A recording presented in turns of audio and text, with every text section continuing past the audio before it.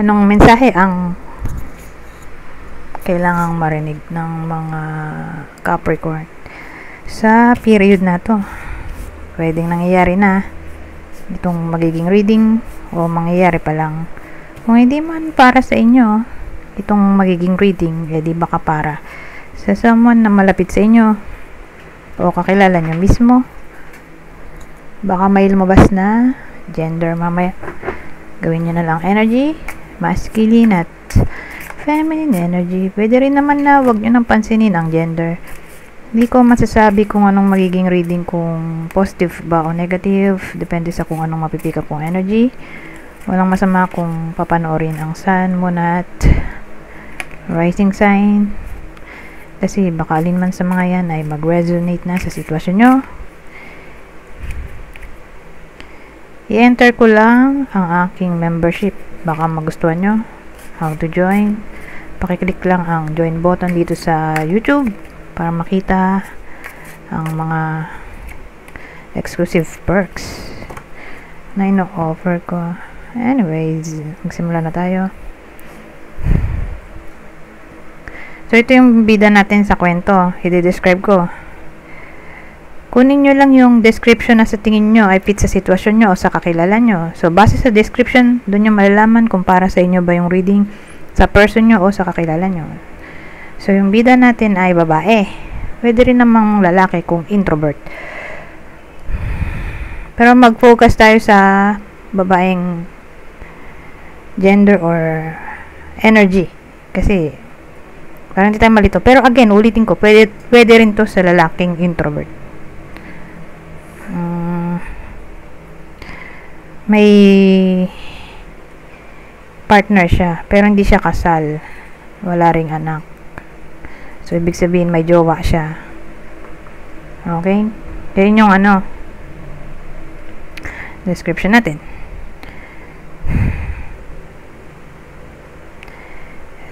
Bago tayo magsimula, alamin ko muna tong the Fool para may direction tayo kung anong pinaguhugutan ng the Fool natin, bakit siya nag-appear.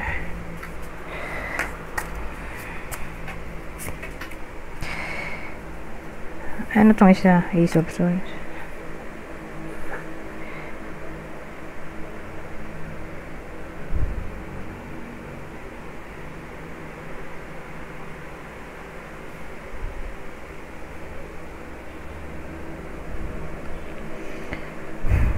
Sino kaya tong King of Swords? Parang may lalaki sa buhay niya, pero hindi niya to asawa. Ay, asawa. Oo nga. Wala siyang anak, di ba? Hindi rin kasal. Pwede rin asawa, pero wala silang anak, hindi kasal. Boyfriend na lang. Ay, boyfriend. Oo, hindi to boyfriend niya. Okay. Kasi, bakit di siya boyfriend? Kasi yung lalaki dito ay single o byudo. Kaya, hindi to boyfriend niya. So, more like, lalaki to. Pwede ring babae kung extrovert. Itong taong to ay someone na malapit dito sa bida natin. O kakilala niya.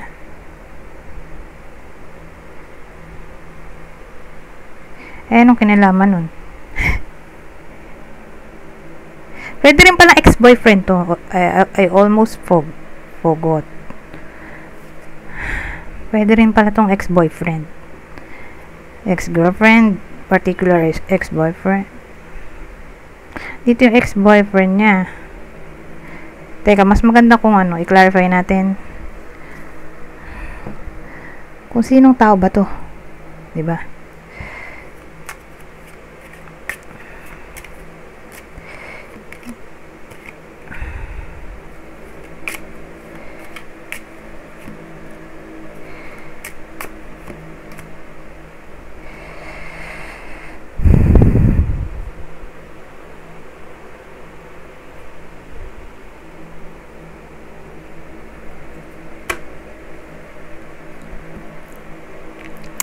Well, ang dating sa akin, ex nga to. Kasi may coffin eh. X na pwedeng foreigner, or kundi foreigner ay nasa abroad, or long distance relationship yung naging relasyon, or pwedeng may cheating na nangyari kaya nag-break, pero probably ex-boyfriend to o ex-girlfriend, basta ex to. So yung ex niya, pero again itong babae natin ay in a relationship ha, yung bida natin in a relationship na sa iba, ito yung ex niya. Parang ano eh,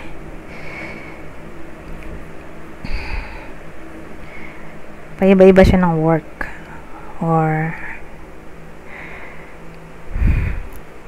kung ano-ano yung tinatry niya nowadays para magkapera, kasi may financial issues siya dito. Tinatry niya nga magpakatatag at nandito ang strength card. So probably ex-partner to, napadpad pa yung ex dito sa reading.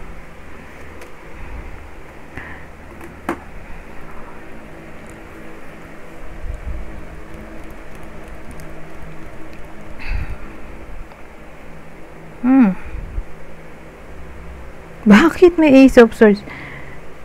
Well, ang dating parang may gustong sabihin yung ex dito sa bida natin. Siguro may gusto siyang i-confess or linawin, or ewan ko, for some reason parang gusto nung ex na makipag-communicate dito sa bida natin. Ano tong Hanged Man?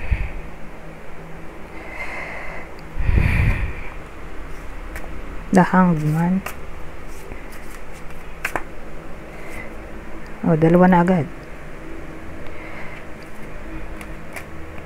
Hanged Man ha.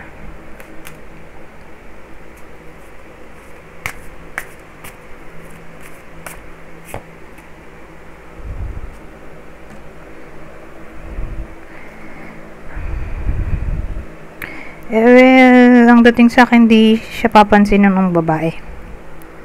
Kung mag-appear man to, mag-message, tumawag, makipag-communicate in general tong ex,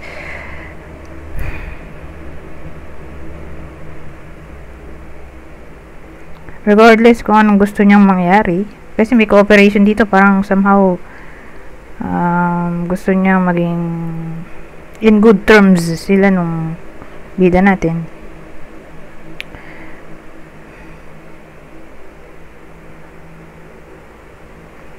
Ito naman communication. Pero again, ito yung energy, more like babae. So yung babae natin, ito yung energy ng babae. Kasi Hanged Man ay sabihin natin may problem. Kasi waiting card din to, o suspension or solitude. More like isi-sin zone to nung babae, or hindi papansinin nung babae yung lalaki. Buti na lang kasi in a relationship siya, di ba?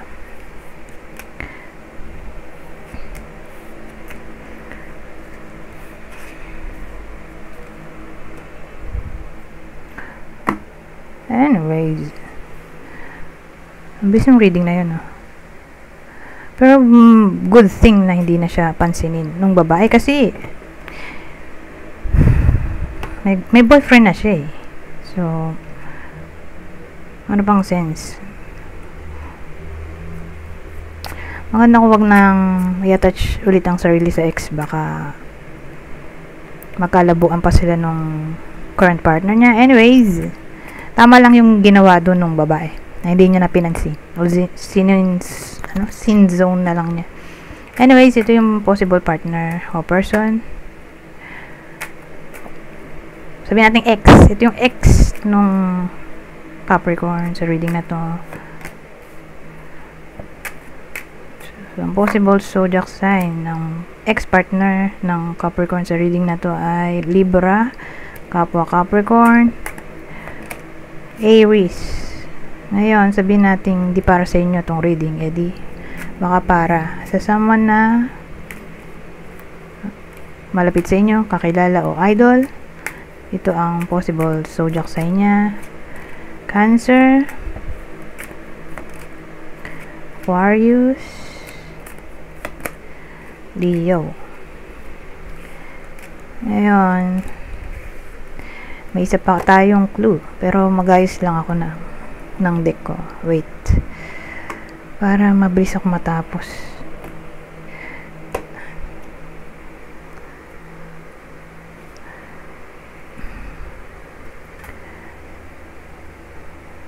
So, meron pa tayong isang deck dito, same instruction. Kung hindi para sa inyo itong clue, edi baka para sa person, ay kung nga pala hindi pa, teka para sa inyo nga talaga to. Hindi man para sa inyo tong reading, I mean clue, edi baka para sa person nyo, kakilala o idol. Kunin nyo lang yung clue na sa tingin nyo ay fit sa sitwasyon nyo. Nag-rumble na kasi yung reading na ginawa ko, nalito tuloy ako. So, may someone na kalbo, brown eyes. So, kunin nyo lang yung clue na sa tingin nyo fit sa sitwasyon nyo o sa kakilala nyo. White American, short. So, kung dito literally white American, edi foreigner na lang in general. Kung hindi man literally nasa Amerika, edi nasa abroad. Ngayon, short, probably nasa 5'3" pababa. May someone na ganun ang height.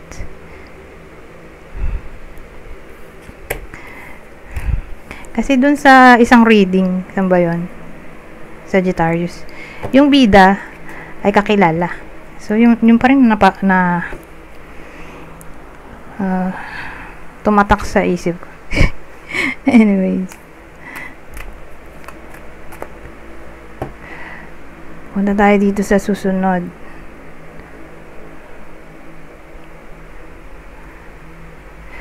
Ibang mensahe. So, sa part na to, 2 card lang ang kukunin ko. Para mabilis.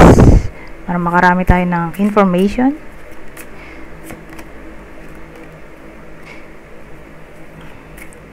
So, random message. Ano kayang masasabi pa dito?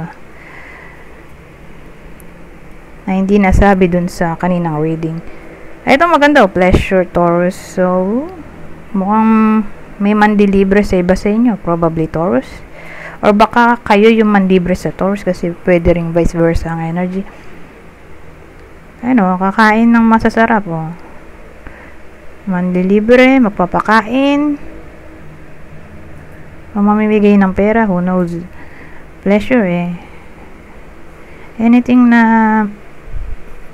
magbibring ng happiness. So again, whether siya yon o kayo yung magbibring ng mga yon sa Taurus, kasi nga pwedeng vice versa yung reading.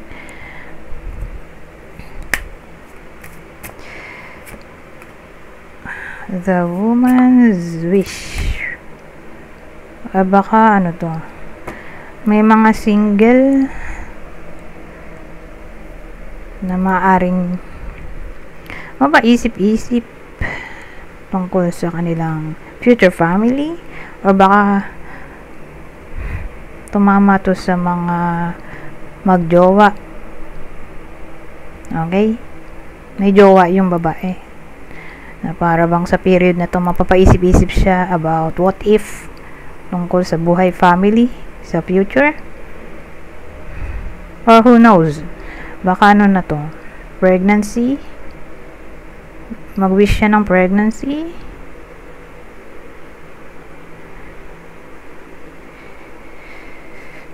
wish niya maging pregnant, pwede rin ganun, o wish niya, sabihin natin pregnant na, ng maayos na delivery, case to case basis. So, whether tumama to sa inyo o sa kakilala nyo, sa ganun ang dating, babae yung bida.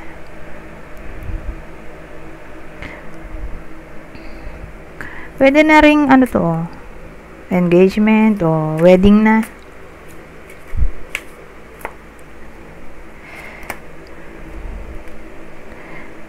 Dito, Scorpio. Delay.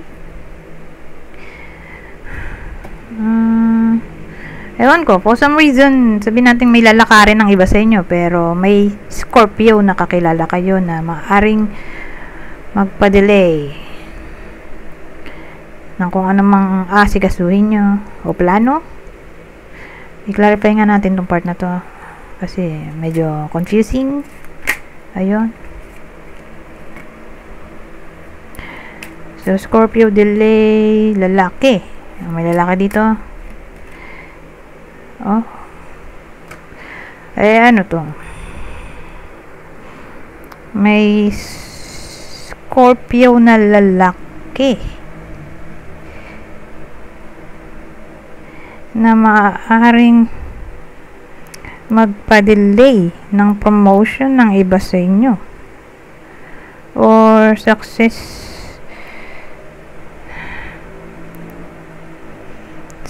sa pera. Nagmukha na tong ano, may someone na naiinggit na hadlang ba? Hadlang sa career o sa pag-earn ng money o para makuha nyo yung recognition na deserve nyo. So again, meron tayong parang hidden enemy dito. Probably Scorpio, lalaking Scorpio. Regardless kung babae o lalaki ang nanonood, pero mukhang again may hidden enemy. Ang iba sa inyo, beware sa lalaking Scorpio.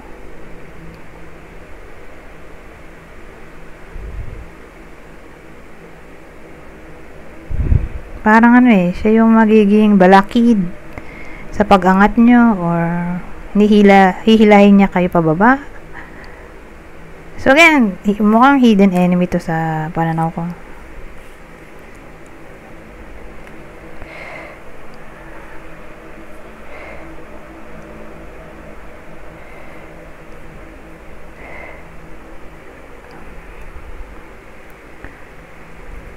Ay, nabalik ko yung ano. Teka. Aalis ko yung nagamit ko. Baka mulit. Teka. Sober. Anyways. Magsimula na ulit tayo. Chance. Ano itong chance? Oh, edi new friendship. Possible ang newfound friends sa period na to. May makilala kayong bagong friend or chance na magkabati pa ang dating magkaibigan. Pwede rin.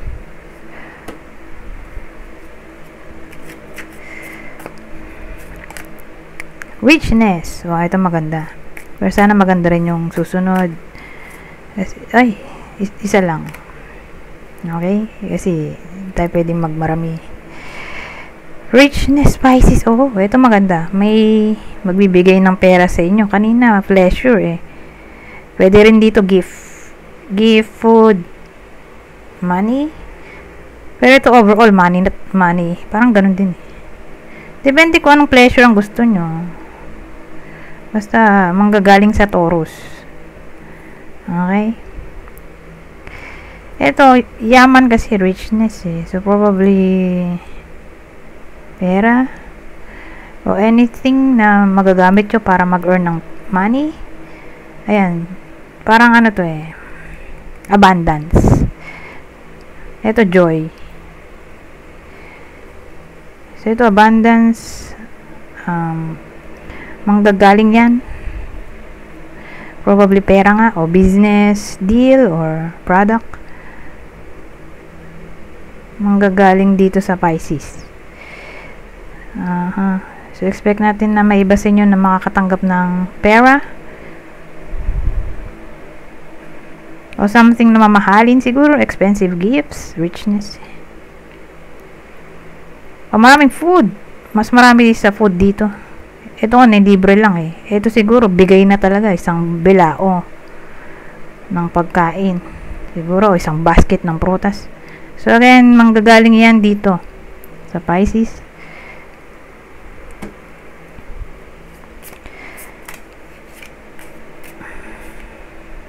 Oh, wow, ito maganda. Inheritance. Tingnan natin din tong susunod. Oh, ito maganda. Oh, peace. So, sabihin natin may mga iba sa inyo na nagkaroon ng kaalitan. At ito ay may kinalaman sa inheritance. Asahan natin ng peace.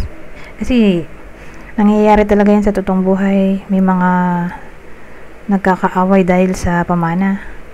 May iba nga, nagkakaroon pa ng nakawan ng pamana. Diyos ko po. As in, basta pamana, may iba nga, gagawin ng lahat, makuha lang yung pamana. Kahit na krimen, gagawin, Diyos ko po. Basta sa pamana. Para lang sa pamana. Madaming ganyang case eh. Pero at least dito, ang maganda, kung ano man yung gulo, maayos na kasi nandito yung peace. Okay? Mawawala na yung alitan o masosolve na yung hindi na pagkaunawaan.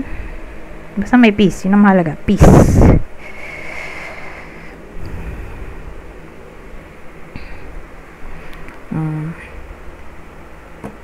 Anyways, punta na tayo dito sa susunod kong deck. Yun na yung last talaga. Last deck. So, sa part na yun, ganun lang din. Tulad dito sa pink.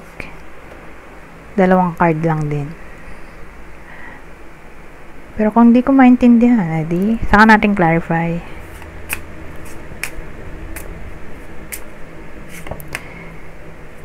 Playfulness.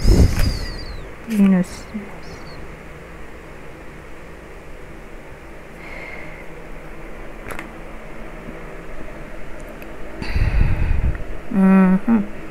So, ang dating sa akin, may someone na magiging ganito.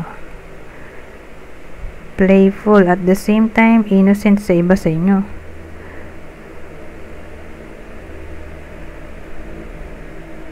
Ganyan ang energy. May taong magiging ganyan. Innocent, at the same time, playful.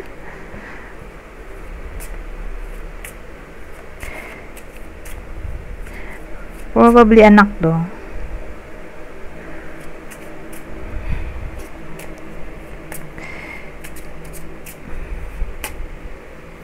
Kung may anak man. Or pet. Parang dumanggagaling yung energy na to. Playful, innocence. Ano to? Resilience, befriending.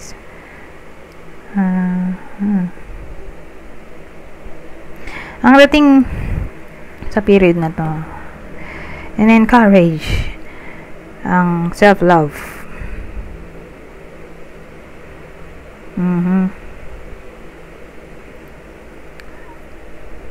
Kasi kung mahal mo ang sarili mo, walang imposible. Ganda ting. Makakaya mong lambasahan ng kahit ano. Basta mahal mo ang sarili mo. Unahin mo muna ang sarili mo. Ganun dating dito. Lalo na, sabi nating, naging victim ang iba sa inyo ng someone else na nawala yung self-control, self-discipline, self-happiness, lahat ng tungkol sa self nawala dahil may kumukontrol, nagbe-brainwash, nagga-gaslight, nagmamanipulate sa iba sa inyo na it's about time na mahalin ulit ang sarili at i-let go na yung someone na toxic, okay, na maaaring naggaganon sa iba sa inyo.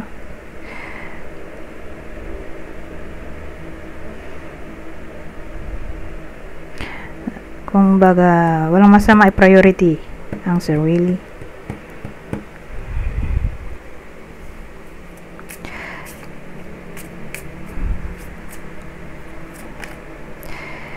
Clarity. Protection. Clarity, protection. Ano yun? Alamin natin tong part na to. Medyo confusing to eh. Ano yung clarity, protection na yun?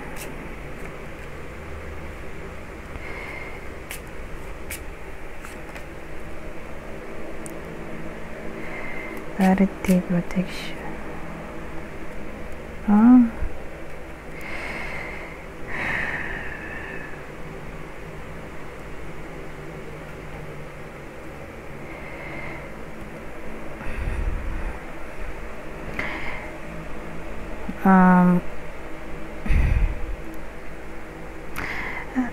Ang dating kasi sa period na to, encourage ang savings ng money. Dun papasok yung protection para sa future. Protection para sa future expenses. Ito kasi future eh. Ito security money, protection, clarity. So magiging clear sa iba sa inyo ang kahalagahan ng life insurance, savings ng money para sa future expenses. Ganun eh.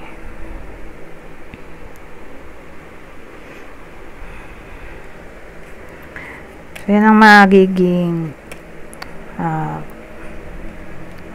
clarity sa inyo, yung importance ng money para sa future expenses or future na paggagamitan.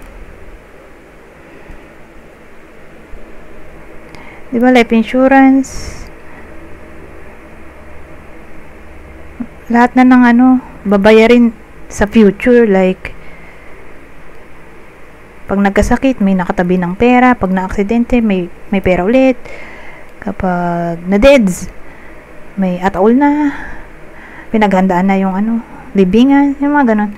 Ewan ko, for some reason may iba sa inyo na nakakaisip-isip nga tungkol sa importance ng money. Maganda na may tabi sa bangko o karon nga ng kung ano insurance, investment, etc. Na parang dun nyo isi-save yung money. O parang palalaguin nyo yung pera. Hindi siya may stocks. So case to case basis, ganun. Basta parang business minded magiging business minded yung iba sa inyo sa period na to. Anyways, hanggang dito na lang. Goodbye for now.